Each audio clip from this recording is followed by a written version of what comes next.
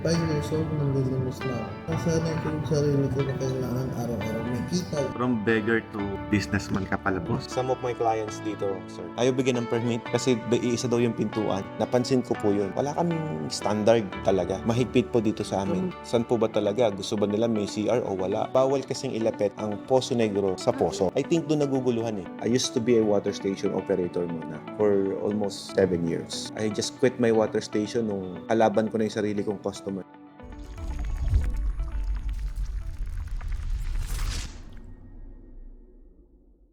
So, exhaust pan, ilan ang exhaust nito? Wala pa. Bali, isa lang doon sa pinaka. Walang pan Kumbaga, to. plywood po kasi yung pinaka. Basta ginanito nyo lang, pero wala tong pan. Lalagyan natin. Okay. Kasi dapat may dalawang exhaust pan yan. Lalagyan ko naman Dito sa siyang exhaust fan dito sir sa labas. Hindi siya tatama. Hindi, wait. Dito po mismo sa May loob nito. naglalagay pa tayo dyan sir. Oo.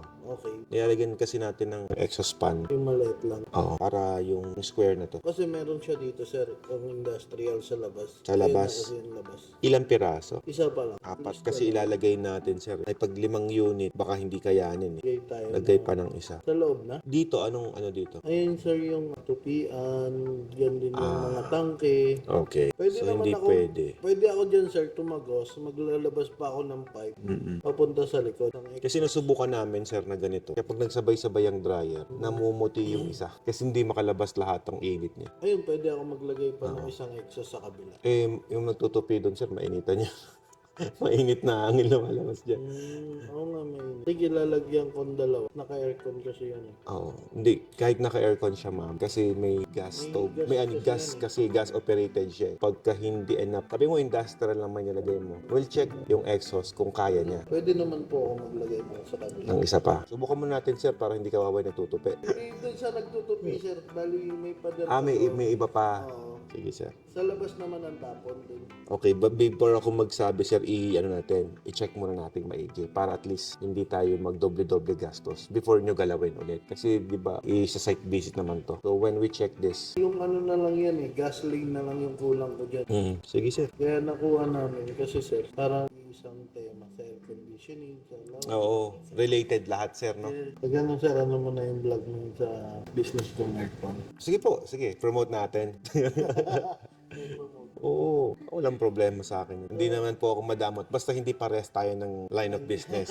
Pangit naman po yun. Pares tayo ng trade tapos I promoting your brand also. Kami, okay lang basta hindi same trade. Air conditioning, okay lang yan. Wala naman kami sa air conditioning eh. And actually, baka kailanganin ko pa yung services mo eh. Kasi boss, I know na marunong ka sa air conditioning and may ginagawa kami dyan dati. Alam mo yung ice plant? Opo sir.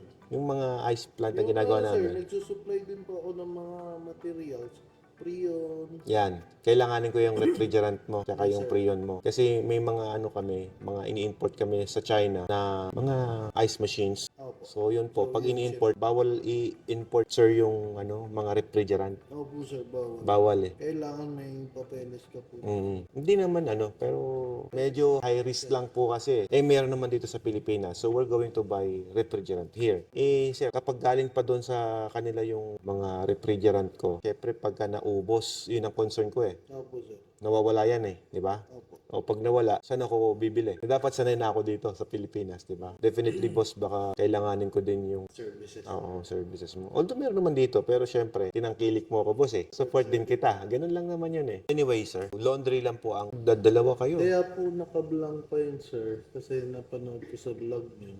Yeah. Yung lababo kung saan lalagay. Yung Kasi nga, i-check Kaya namin. hindi ko muna pinatuloy. Sa laundry kasi, pwede mong kopyahin eh, no? Yes. Sa water station, iba eh. May mga hack-up and hazard analysis kasi kami na kailangan sundin. Medyo maarte. Some of my clients dito, sir. Tapos na. Furnish na yung building. Ayaw bigyan ng permit kasi iisa daw yung pintuan. Kaya tibag pa niya yung isang pader. Kailangan magkaiba silang Oo, may entrance daw, may exit. Dito sa Region 1. But hindi kasi pare-parehas ng implement bawat municipality. Napansin ko po yun. Kung baga, wala kaming standard talaga. Yun ang totoo nun. Sa Quezon City, medyo maluwag. Ang mahigpit po dito sa amin. Kamuntalban kami sa yung tatayuan na. Montalban, Rizal. Maluwag naman po dyan, sir. Medyo lahat naman ng client namin na bumili dyan, nakuha na agad ng permit. Sa dami ko na-installan, sir, medyo nalalaman ko lang kung saan yung mga part na mahigpit kumuha ng permit. Dito sa Region 1, tsaka sa Iloilo. Mahigpit.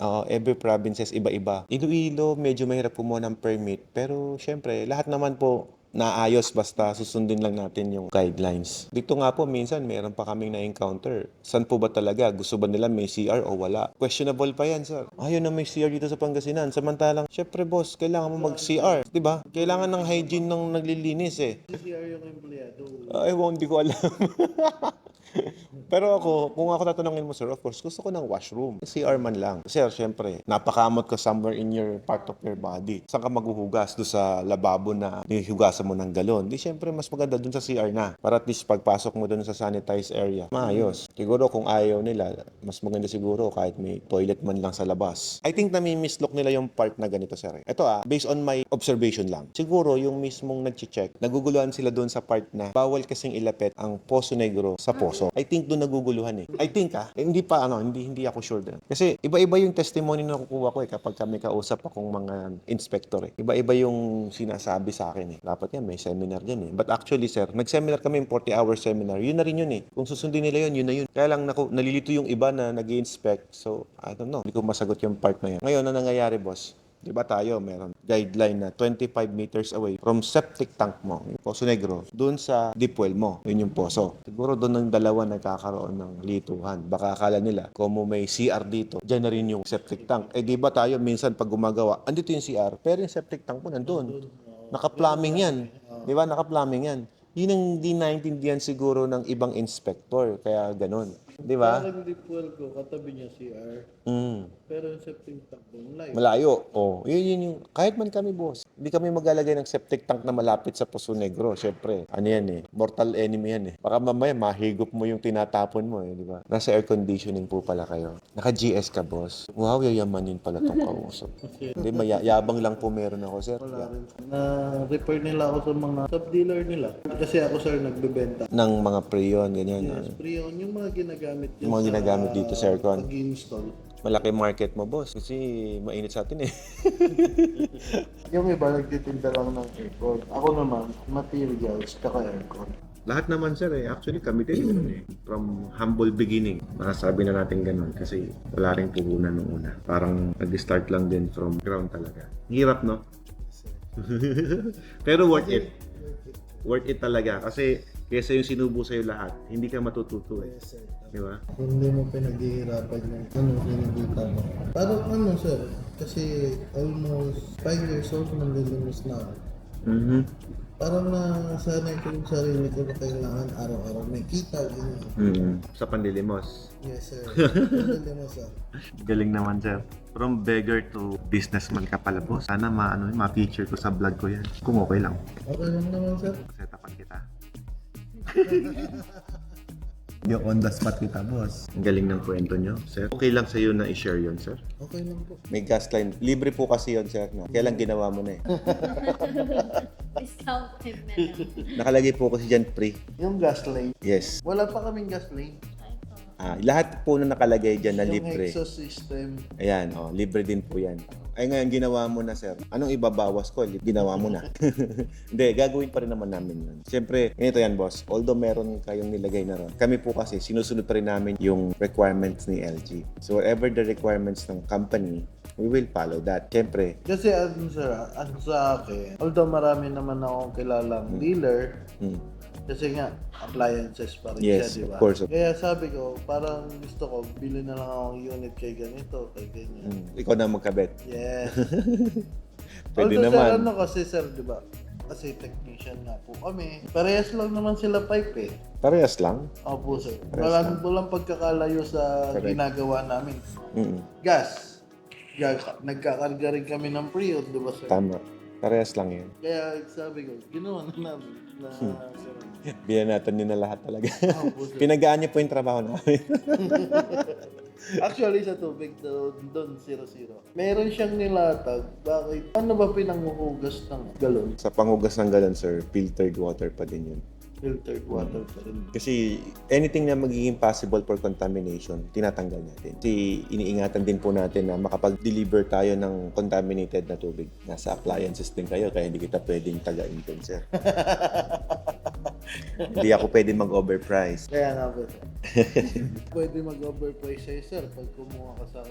Wag mo i-overprice. So, nasa isang industriya tayo, boss eh. Ang liit ng mundo natin eh. Tagal ko na nag-PPM, actually. Saan ka nag-PPM? Wag sa akin, sir. Matagal ako sumagot. Okay lang naman yun, sir, eh. Kasi, siyempre, Ako mismo nakakabasa. Ako mismo yun. Pero ang problema, matagal ako sumagot dahil natatabunan po. Pero buti na Kaya- naman na-replyan sa part. Oh, holiday. holiday. Ah, Kaya, masipag ka mag-follow up na, sir. Kayo rin po yung nag-message sa akin sa Viber. Yung iba pa yun. Hindi, sir. Buti mo na, di ko na alam. Naghalo-halo na, di ba? Naririnig ko naman kadalasan, package 9. Well, yun po kasi yung maganda of the line. Pero kung gusto mo nang mas matipid dyan, yung 10. Kung nawasa gagamitin mo. Pero, sir, Kaya yung lang, presyo. yung presyo, Wala yun. medyo madugo yung presyo. Yeah. It's the same thing na bumili ka ng dalawang package 9, nakatipid ka lang ng 200,000. Kasi yung capacity ng 10, doble nung 9. Kung nawasa ang gagamitin mo, I will recommend yung 10. Pero, syempre, kung gusto mo regular water station na naka-quadruple membrane, you could go for 9. O kung deep well, okay na yung 9. Kasi sir, ganito yan, kung paano gumagana. Yung 9 po, yung reject niyan, nire-recycled pa namin. Yung 9. Di ba yung 9 ganito po? Pag dumaan po sa RO system natin, di ba usually nasa 60-40 yung nakukuha natin. 40% yung finished product na nakukuha natin. 60% tapon yung boss. So saan napupunta yung 60%? Pwede pang hugas ng galon, anything na pwede pang linis. So, ngayon, sa amin, hindi yun tapon. Papasok ko ulit sa system yun. Makakakuha pa ako ng at least 50% from that. Technically, mga 25 to 30% lang yung tumatapon pag yung 10. Yun yung advantage naman po niya. Yun nga lang yung presyo, medyo madugo. Kasi marami din Siguro yung piyesa. 60 rin to, sir, sa laundry na. Of course, may laundry ka eh. Kaya I will recommend yung 9. Pero kung syempre, for those water station alone, na walang pagtatapunan ng tubig talaga, kino-considered ko yung 10. Depende sa kausap. Alam ko naman sir eh, hindi ka mag-GS niyan kung gusto mo ng mga ano, Kumbaga wala sa ano ko to, sir. wala sa Sa line budget. of business ko. Alin yung tubig? Yes. Sabi ko, araw-araw namin ginagamit. Tapos, tulong ko araw-araw naglalaba. Base sa kwento mo kasi boss, galing ka sa Pandilimos scam. Imposibleng simple lang yan, di mo kayang i-troubleshoot yan. Kayang-kaya mo yan. Oo, sir. Kayang-kaya mo yan. Kasi sinimplihan din namin yung paggawa niyan. Sinimplify namin. Para kayo rin yung mag-benefit. Yung bang may masira, maayos yun din agad. Kaya naman, sir. O kayang-kaya. Hindi kaya naman. yung- Kayang-kaya. Kasi yung iba kasi, sir, di ba business lang. Hindi yung nila Mm. inaral, kumbaga. Sa amin kasi, before namin ibenta, I used to be a water station operator muna for almost 6 years, 7 years. I just quit my water station nung kalaban ko na yung sarili kong customer. Medyo mabigat sa akin bitawan yun, sir. Totoo lang. Kasi 700, 600 bottles ako araw-araw. Mabigat bitawan yun kasi ang dami kong customer eh. Tapos, papalit ko yung ganung negosyo ko sa isang beses lang kitang nabentahan. Kasi ganito eh, bibili ka sa akin eh. Whatever you like it or not, magtatayo ka eh. Magiging kalaban kita eh. Di ba? Yun ang totoo nun eh. Sabi ko, isip din ako eh. Kung tatayuan ko ito, kikita pa ako sa kanya kahit paano. Kung hindi, kalaban ko pa rin to. Sabi ko, wala akong choice. Sige na, bentahan ko na to. Ang pwesto ko po kasi nasa looban. Tapos yung sa kanya, yung bahay po mismo na nasa corner lot. Bago pumasok sa akin, sir, sa kanya muna. Opo, sa kanya muna. Wala akong choice eh. Hindi, nag-inquire naman. Kumbaga lumapit naman sa akin, nagpapatulong. Although alam ko naman na pag nagpatayo sa iba, medyo sasablay din. Pero ang sabi ko, hindi, mabait naman. Uncle namin eh. Uncle eh. Pwede ka bang hindian, di ba? Nakakahiya naman. Nag-giveaway kami. Ang ginawa naman niya, binagsak niya ang presyo. So ginawa ko, the moment na naglagay siya dun sa mismong area ko, sa mismong skinita namin, dyan lang yun eh, malapit lang. Nagtayo ako sa bayan, nagrenta ako. 2 na water station sa bayan. So yun, lumakas yun. Although, mas malakas pa rin yung dati kong shop. Kasi Yun na una. sanay na eh. Nadagdagan naman ang benta sa 2 water station ko. Kaya lang po, it lasts only around 2 to 3 years na lang. Almost 3 years ang tinagal. Ang problema, nag-aaway na kasi yung delivery boy ko tsaka yung customer ko. Yung delivery boy ko tsaka yung kliyente ko nag-aaway na. Dahil sa tagal. Hindi sir, dahil sa yung, di ba customer customer kita. Yung water station na nagmamanage yung tao ko na lang eh. Nag-aaway na sila dahil ikaw magkusumbong ka sa akin, sinulot ng tauhan mo yung customer ko, ganyan. Yeah, Di ba? Parang mismong tao ko, kalaban mo. Parang nagbabanggaan na yung dalawang water station. Tapos nagkaroon ng price war. Kasi syempre gusto makakuha ng customer na marami. Si uncle ko, ginaya din ng pamangkin din niya. Ginaya din ng isa sa pamangkin niya. Kagawad naman din dito. Sir. Nagtayo din ng water station. Alam mo, saan bumili? Sa akin din. Bumili sa akin, tinayon ko. Oh, syempre.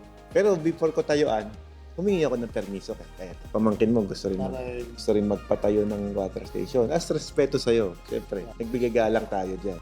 Boss, sinabi niya na, sige, okay lang, mabait naman yan. Tinayuan ko. Tapos ng price war.